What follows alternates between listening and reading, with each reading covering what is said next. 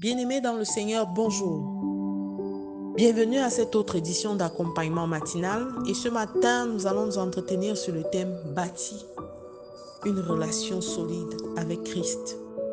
Et les passages que nous allons examiner sont tirés de l'évangile de Jean au chapitre 9, versets 8 à 9. Il est écrit: Ses voisins et ceux qui auparavant l'avaient connu comme un mendiant disaient: N'est-ce pas là celui qui se tenait assis et qui mendiait? Les uns disaient c'est lui, d'autres disaient non, mais il lui ressemble. Et lui-même disait c'est moi. Nous sommes là dans le contexte où Jésus a guéri un aveugle né. Celui-là qui, à cause de sa cécité, mendiait, titubait, allait ça et là. Personne n'aurait imaginé qu'il existait quelqu'un qui puisse, après un seul contact, rétablir la vie. Parce que la lumière dans la vie d'un homme, c'est la vie. Alors aujourd'hui, je viens parler à quelqu'un qui pense être dans les ténèbres et qui pense avoir souffert pendant longtemps. Il est temps de te lever et de bâtir ta relation avec Dieu. Cette relation avec Dieu te permettra non seulement d'avoir de réelles rencontres avec Dieu, mais aussi d'expérimenter la vie du surnaturel de Dieu.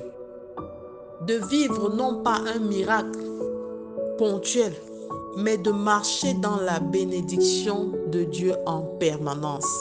La parole de Dieu nous dit dans Éphésiens 1:3 que nous sommes bénis de toutes les bénédictions dans les lieux célestes en Christ. Alors il faut nous les approprier.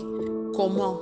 Si on n'a pas créé une relation avec Dieu, si on n'a pas pris le temps de méditer sa parole, si on ne s'est pas exercé à communiquer avec Dieu.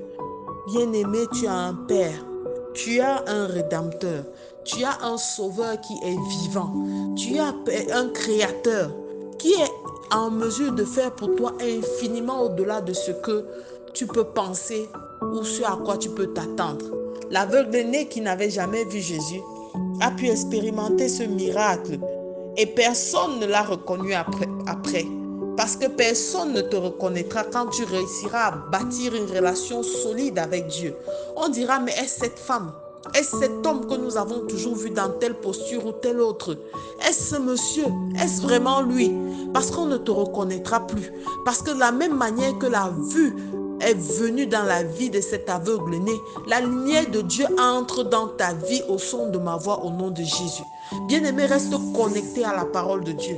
Il n'y a rien de plus agréable que cette connexion.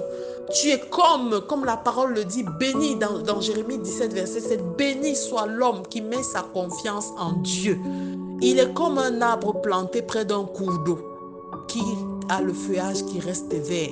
Béni soit celle-là, celui-là qui a compris que la connexion, la relation avec Dieu est la base, est le fondement de la vie d'un enfant de Dieu. Confesser Christ comme Seigneur et Sauveur seul ne suffit pas. Si tu n'entretiens pas cette vie de Christ en toi, si tu n'entretiens pas cette parole de Dieu en toi, si tu ne la mets pas en pratique, si ton cœur n'est pas disposé à marcher et à servir Dieu entièrement et totalement, Dieu veut que nous soyons de vrais adorateurs, que nous l'adorions en esprit et en vérité. Dieu veut et attend de nous que nous puissions juste dire des fois, Jésus, je t'aime. La Bible nous dit dans Genèse, Jean 15 que et nous ne l'avons pas choisi. C'est lui qui nous a choisi le premier. Alors en retour, qu'est-ce que nous faisons? Sommes-nous des enfants indignes et ingrats qui ne venons à notre Père que lorsque nous sommes dans des difficultés? Ne pensons-nous pas qu'il y a une autre manière de construire sa relation avec son Créateur? Cet homme n'avait pas connu Jésus par le passé, mais une seule rencontre a provoqué le miracle.